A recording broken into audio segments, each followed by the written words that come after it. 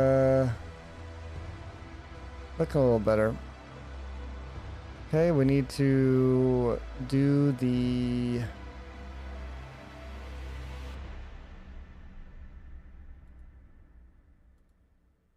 Let's see. Re-enable the rest state, I guess.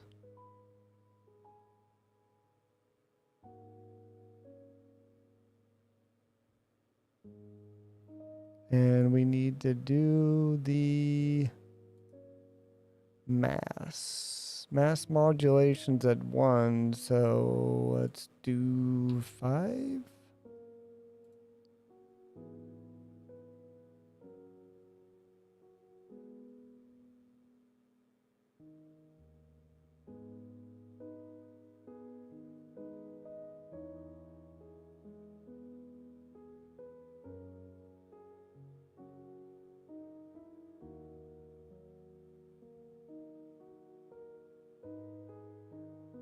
Is that too big? Or too...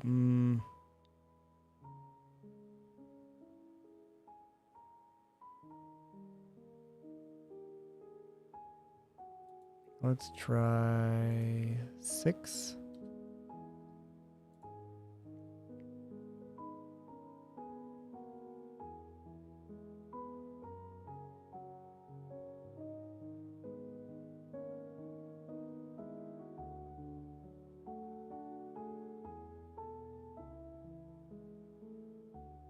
Oh, we need to... Ooh, I know what's going on here.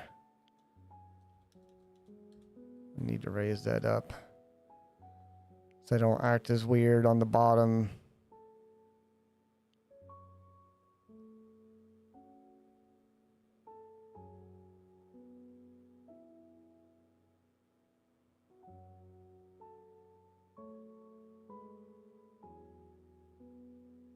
They start doing that weird push-up, so I might need to raise it even more.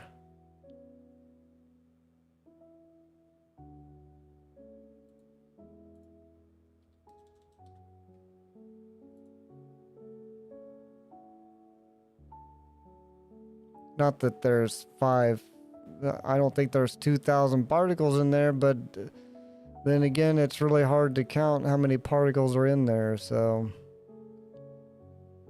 it just does that weird, bouncy weirdness. I don't like the bounciness, but I think we can change that with the restitution. Let's do 0.2 instead. 0.2 might make it more bouncy.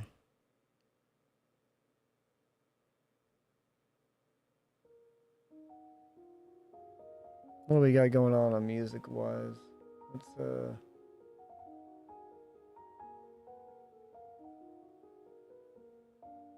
okay, that's fine.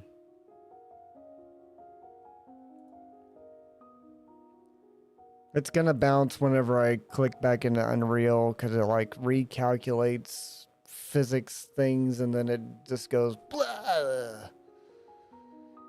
It does it the same thing when you like click off of the camera. It does it sometimes, most of the time.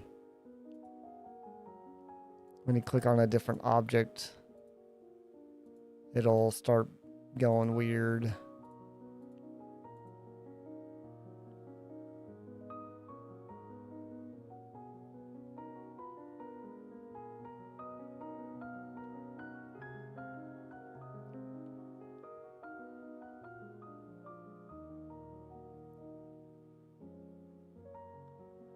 Let's do... I'm gonna try doing... What's 0.6 restitution look like? Not bouncy? A little bouncy?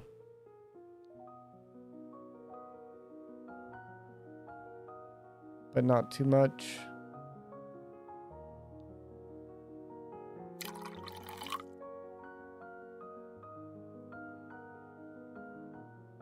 Voyons un corn nuts.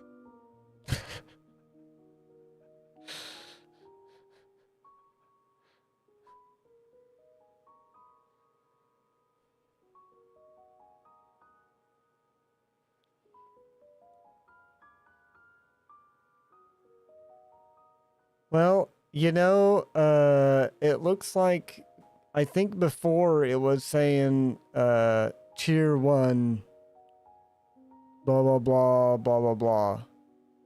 So I think I've at least gotten rid of that cheer one thing.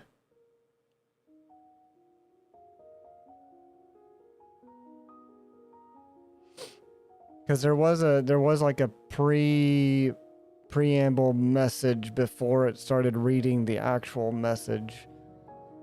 So I think that's good.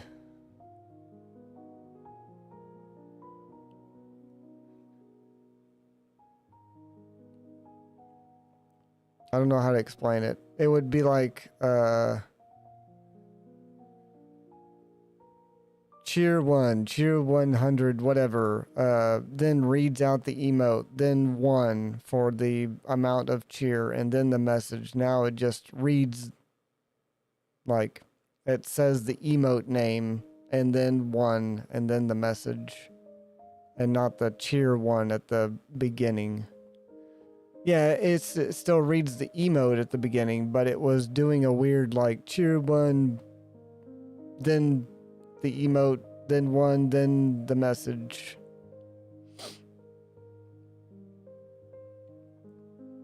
So at least that seems like that's gone, because that was bothering me for some reason. It's like we know what number it is. It's in the message. Just read the message. It might have been a Stream Elements thing. I'm not sure. Which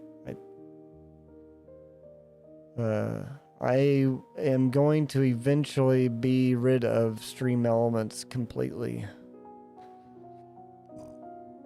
Excuse me. Because I'm going to switch which service I use for donations in the future. Why is that like a...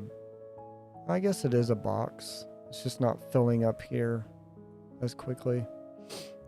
Yeah, I'm gonna try switching over to Ko-fi.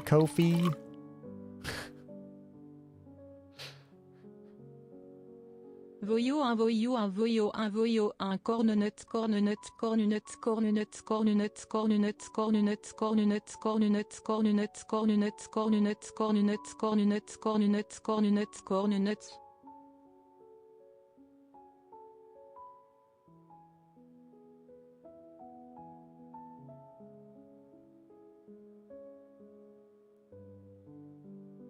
Thank you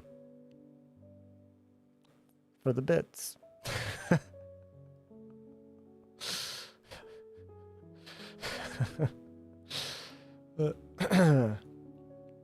Yeah, I'm gonna be if I switch to Ko-fi, I can Atom actually can integrate with that and do donation readings via that. So I will be switching to that at some point in the future.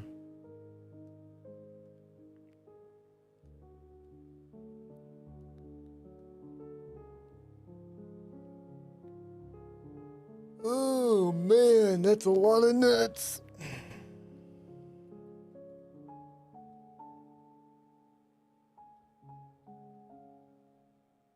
I'm getting away from where they do physics. Whoa.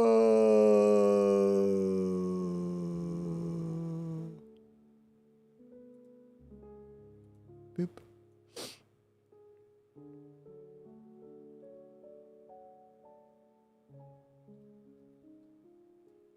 All right, I think we're about ready to I want to adjust the velocity a little bit more.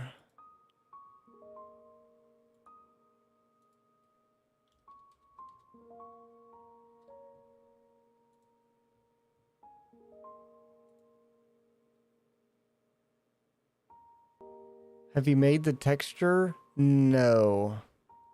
But the texture will not be in this scene. It will be in 2 or 3 scenes in the future. So I don't have to worry about the texture yet.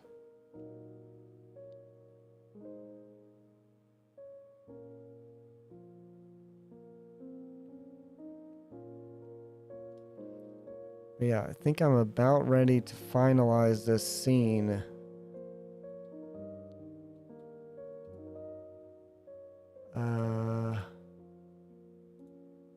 Let's get rid of those.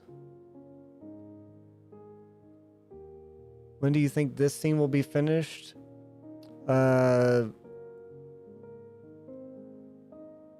This week for sure. This scene will be finished and we'll be moving on to the next one. For sure this week.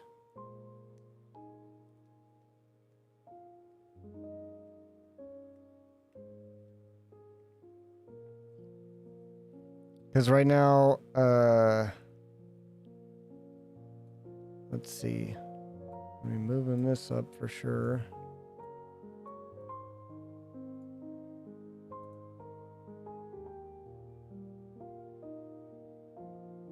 Whoa. Those are a little bit too wild.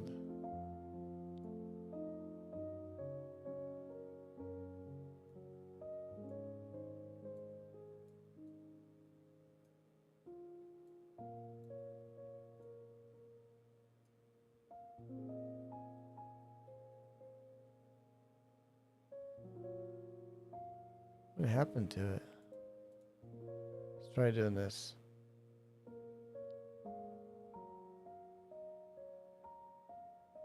From falling from that distance, it doesn't like to do the calculation stuff.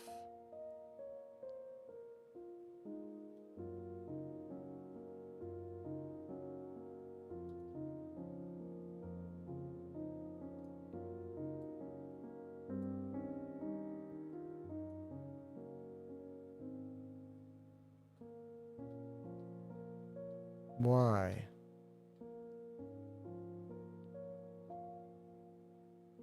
Actually, I know why. Let's do 1500.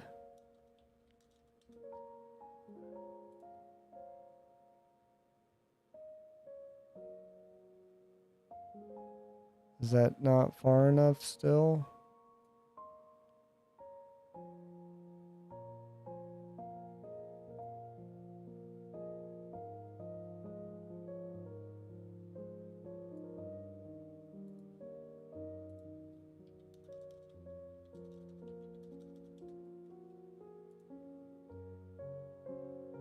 Okay, I thought I knew why, but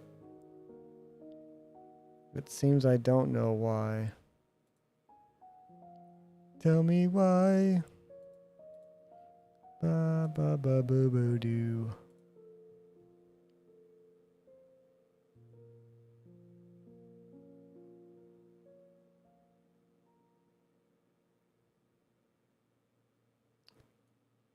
That's not. Is that more than 2,000 grids away? Are we for realsies?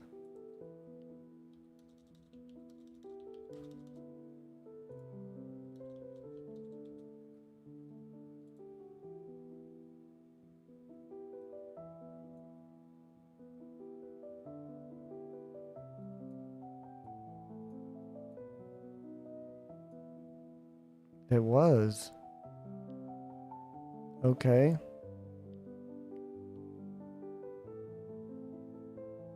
They're popping out of the cup. Oh. Whoops, I didn't stop on that. I gotta get used to. I need a way to get blasted in the face when an ad starts going, so I know that it's blasting. There's a way. I'm sure there's a way I could do that.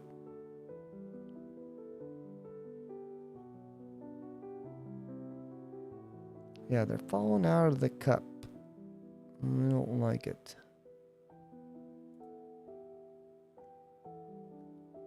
What was the dimensions? 753.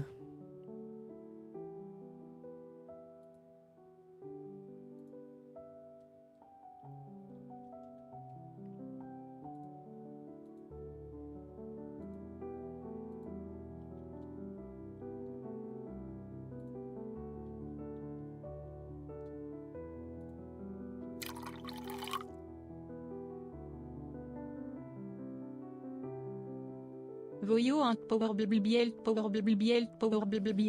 beans, bull with a spoon.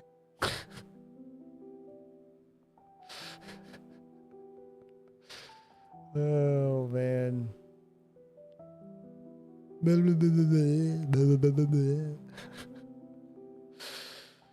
Oh, that's funny.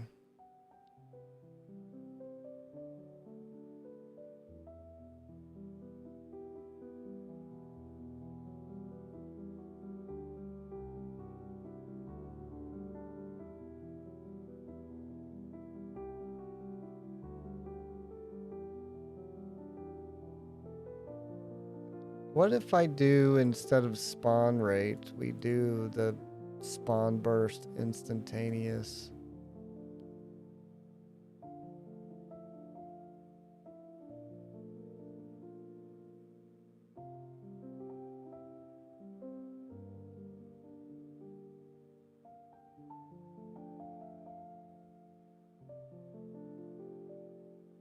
That's fun.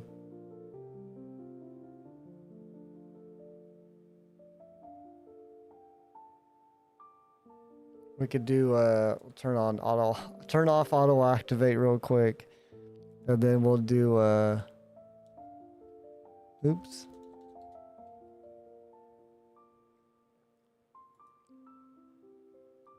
Sphere radius, I'll bump back up to 20. This is gonna be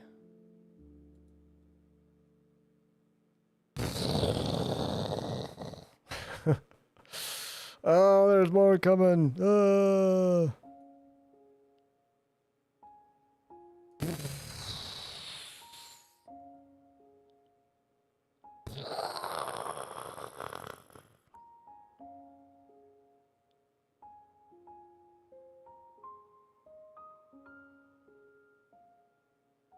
How long will it hold? Save. Quickly, save. How long will it hold? Hold. Hold. Hold. Oh, it's already having problems staying in the cup.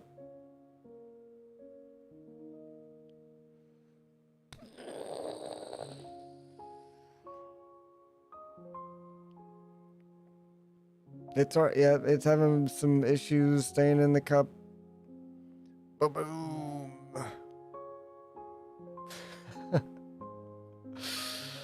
Ba-boom.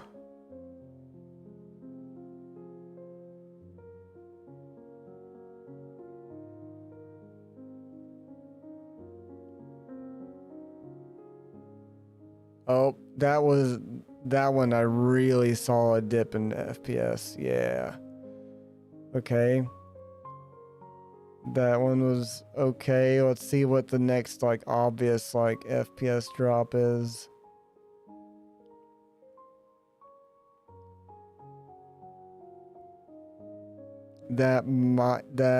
I think that was the one.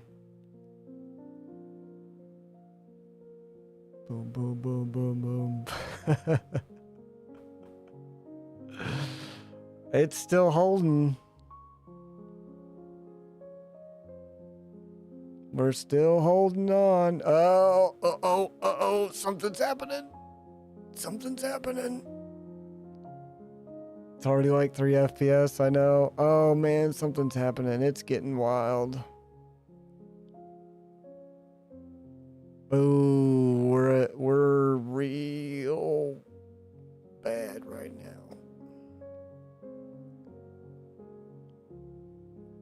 Okay, I think something happened, and then like right here, this happens. They start trying to go up.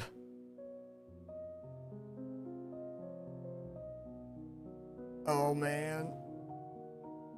And then some, I guess, fall or die or something. I don't know. I guess they fall under the map or something. I don't know. And then it comes back. So like we've hit a limit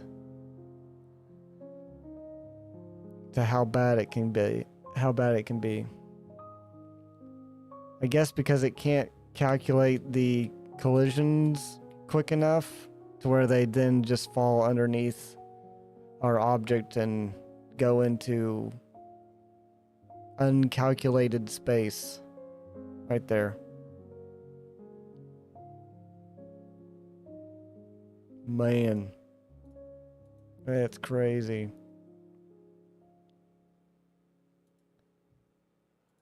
We need to speed up the velocity too. It should be like a... No. There we go. And then let's do a...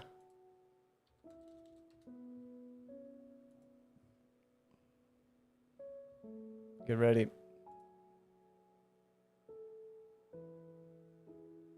That still doesn't seem fast enough. As far as the velocity goes.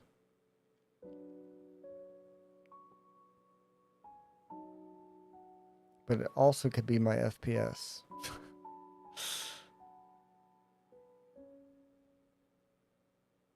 You know, it could also be the FPS.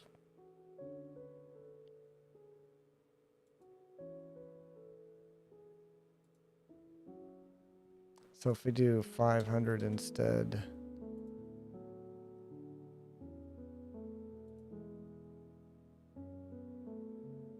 Yeah, they don't seem to be falling fast enough.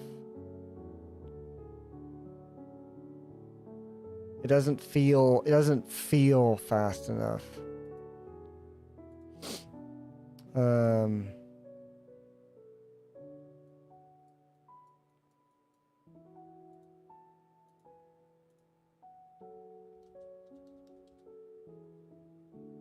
Maybe it's the gravity setting.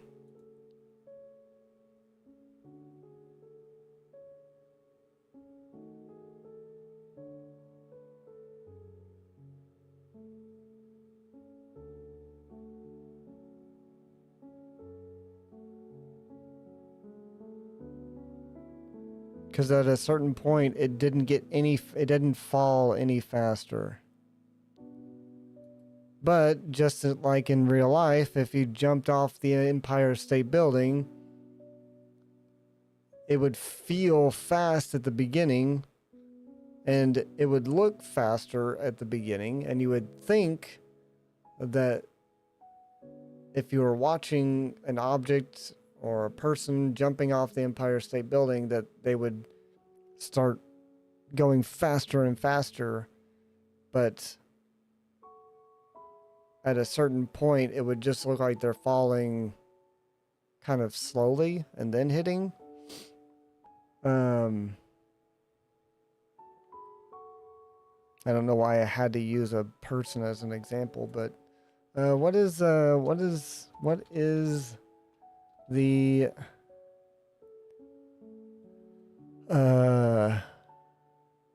metric number for force of gravity?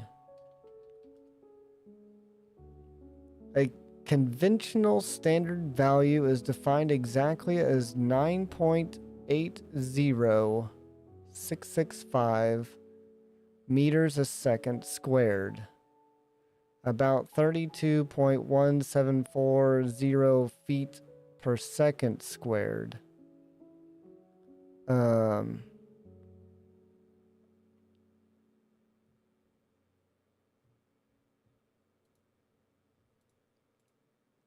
So I guess that's why most of the videos and stuff I watch, they do a value of negative 980.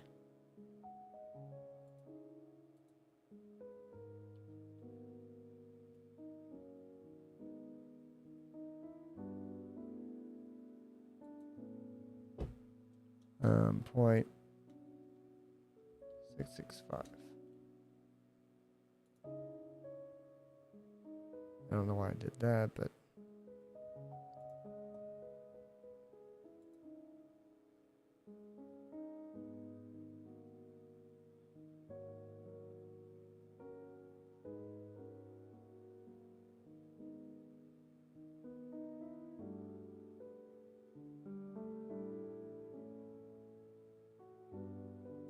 so if it's squared, then velocity should just simply be 980.665. Why doesn't it want to do 665? It does 664,978. But that would square root the value of gravity in theory. So that's as fast as it's going to fall.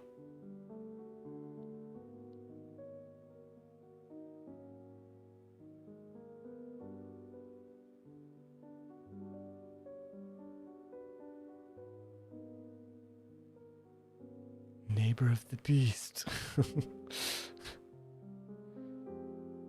If we wanted to, we would have to do negative 19 20, we'll say 24 for it to be faster. But then we also need to do forces and velocity, 1924, if we want it to be faster.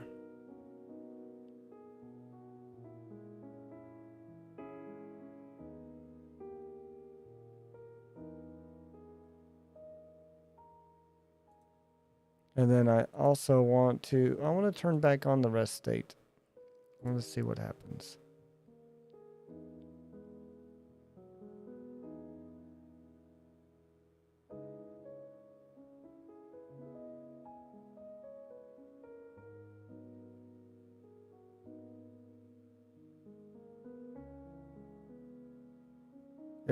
They're falling through the cup. Why are they falling through the cup?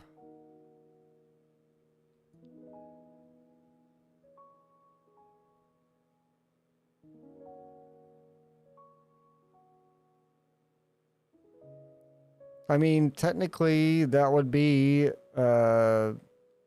if it's 9.80665 meters a second squared, then if we just double our number in Unreal, then it should look more realistic.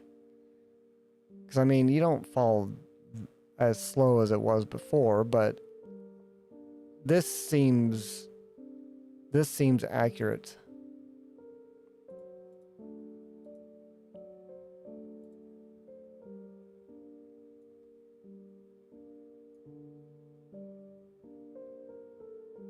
This seems like an accurate speed. Also, I don't know why they're clipping through the cup again.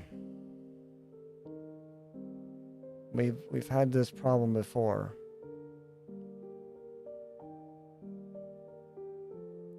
And I think it was because of where is that setting?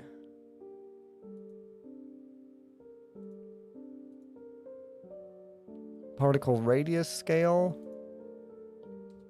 I think I had on 3.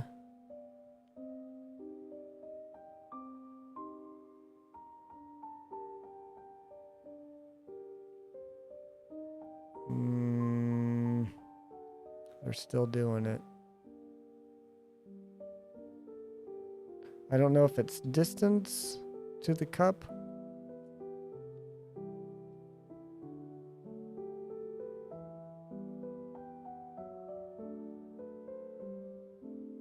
Because now they don't seem to be pushing through the cup. I mean, there's a little bit of clipping, but they're not actually like pushing through the cup. So I'm wondering if accurate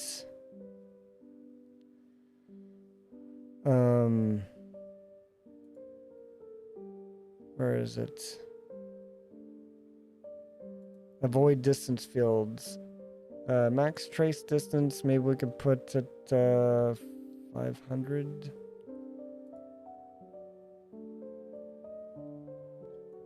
And then I might be able to pull out more.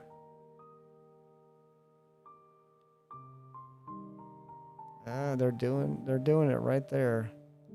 At about this distance they start doing that. So I don't think it's particle size.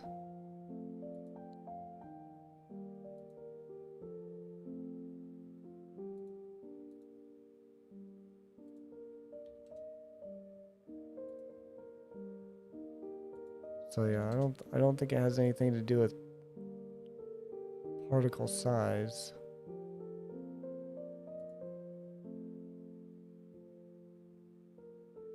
It's more like a distance from camera.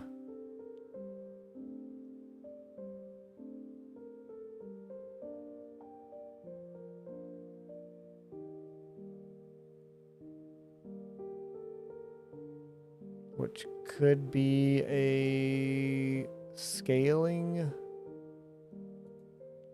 thing.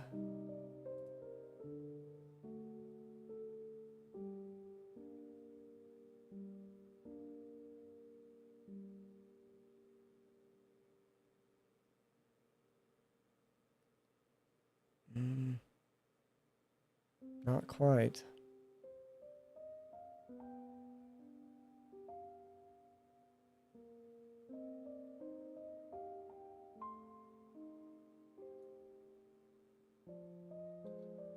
Because if I'm here and we restart this and I don't touch it,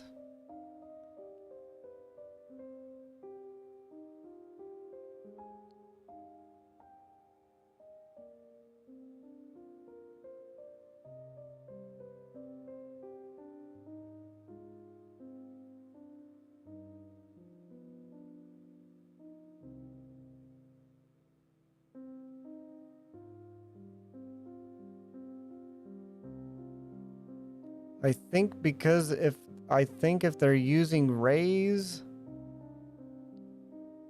tracing rays to calculate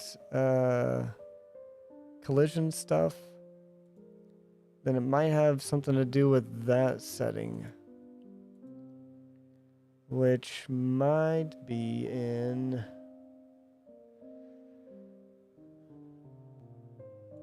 here.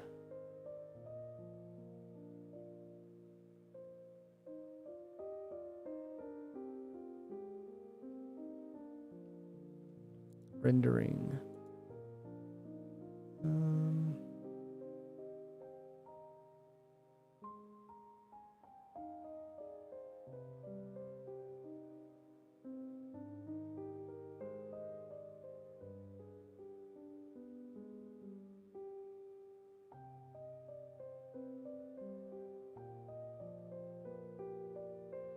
Enable physics prediction.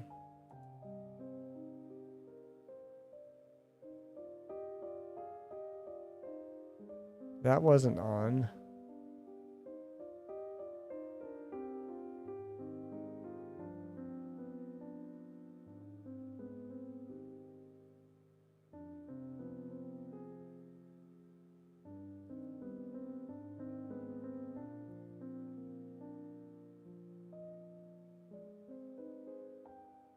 Okay, let's go to rendering. Occlusion culling.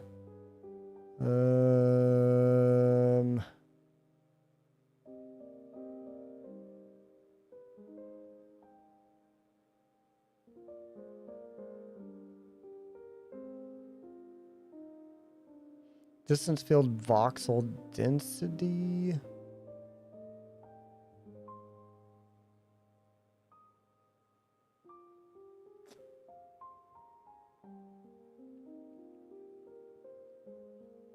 I think we need to look for.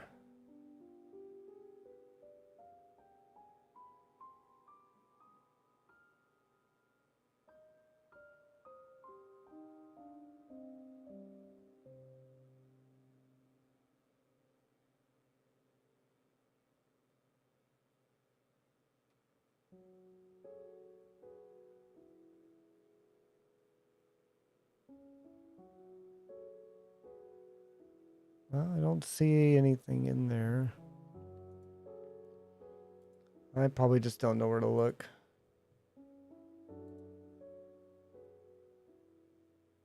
So I did physics prediction, so see if it changes at all. Doesn't really seem like it.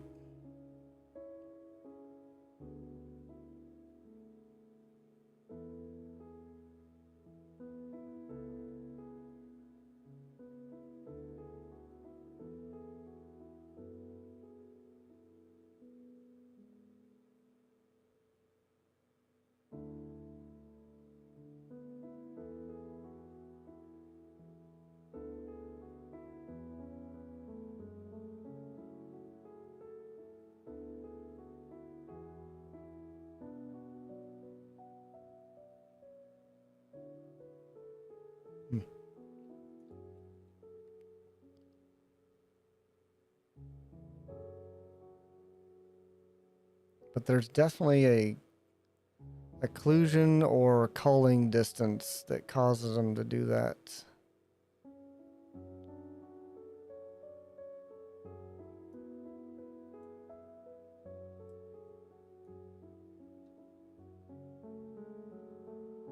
I'll have to figure that out.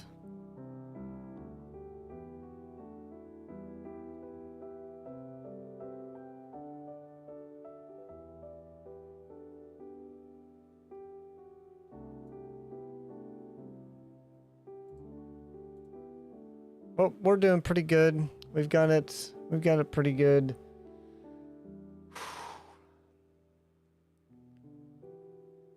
My eyes, man. I'm afraid to take a nap, but I do not have the gym today, but I am going to go get a coffee.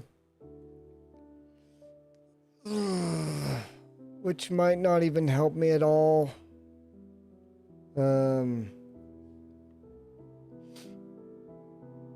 But I think I'll go ahead and take my break. I'll at least eat my other Cliff Bar, and then when the coffee shop opens, I'll go get a coffee,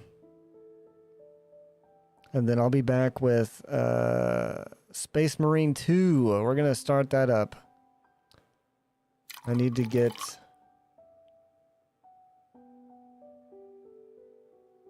Voyo and I'm going to bed. Awesome. I hope you get some good rest, and I'll see you later. Here in a little bit, we'll start Space Marine 2 after my break, and have some fun with that, because I need to get away from Once Human. Fascinating story. Any chance you're nearing the end? Yep. I'll see y'all later. Have a good one. What?